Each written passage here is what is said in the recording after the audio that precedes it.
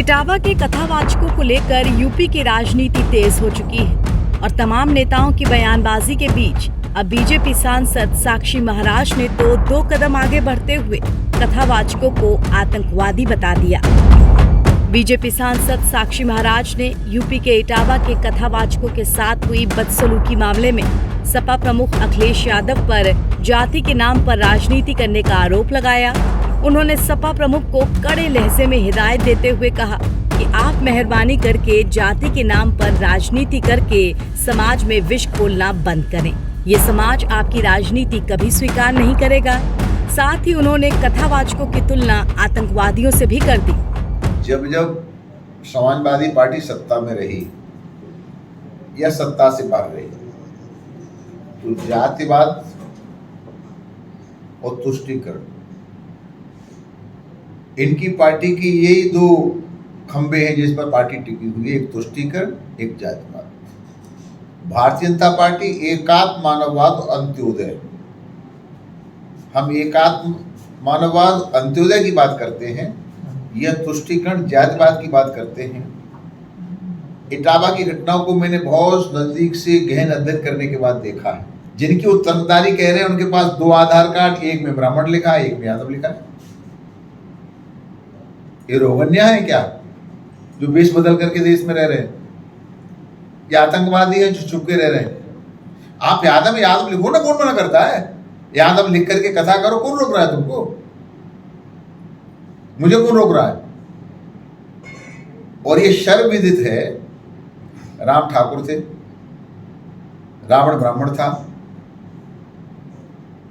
राम ने रावण को मारा।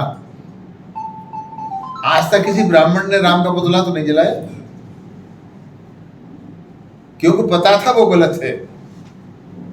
तो ब्राह्मण तो इतना समझदार है, इतना बड़ा उत्तम कुल का सबसे बड़ा पंडित राम ने भी जिसे पूजन के लिए बुलाया, तो उसका पुतला तो किसी ने नहीं जलाया। राम का पुतला तो किसी ने जलाया, क्यों हमारे भगवान, हमारे पंडित जी को क्यों मार दिया? तो यहाँ गुणों से पूजा होती है, जाति से पूजा नहीं होती। जहां तक भागवत का कथा का प्रश्न है, तो भागवत के पहले वक्ता सुखदेव जी महाराज तो मल्ला जाति से, निषाद जाति से आते थे। आज तक तो ब्राह्मण ने नहीं कहा अगर ये निषादों की लिखी हुई भागवत है हम इसको नहीं छुएंगे। व्यास तो मल्ला के बेटे थे। कौन से व्यास?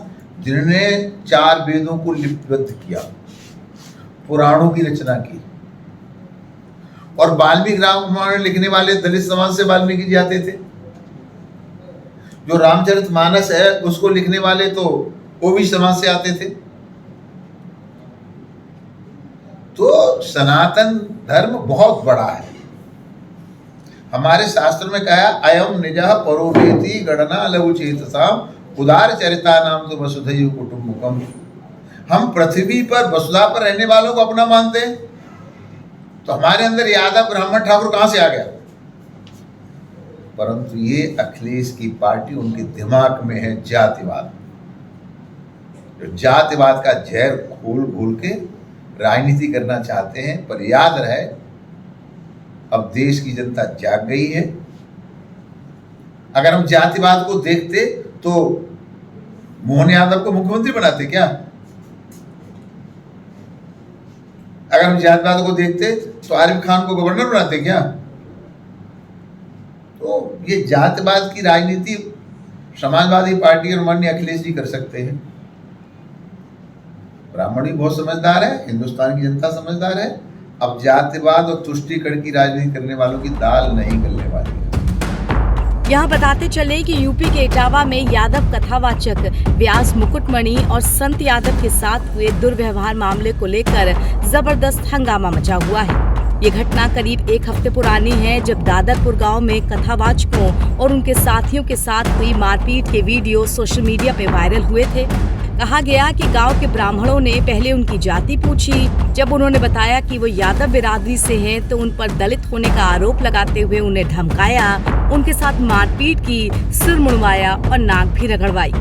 हालांकि इस मामले के तूल पकड़ने के बाद गांव वालों की तरफ से ये बात कही गई कि कथावाचकों ने महिलाओं के साथ अभद्र व्यवहार किया था। साथ ही कथावाचक के 2 अलग-अलग नामों के आधार कार्ड भी मिले, जिसमें एक में नाम मुकुट सिंह और दूसरे में मुकुटमणि अग्निहोत्री लिखा हुआ था। इसी के बाद से इस मामले पर सियासत गरमाई हुई है, जिसमें गाहे बगाहे नेताओं के बयान भी तड़का लगा देते हैं। NBT ऑनलाइन की रिपोर्ट।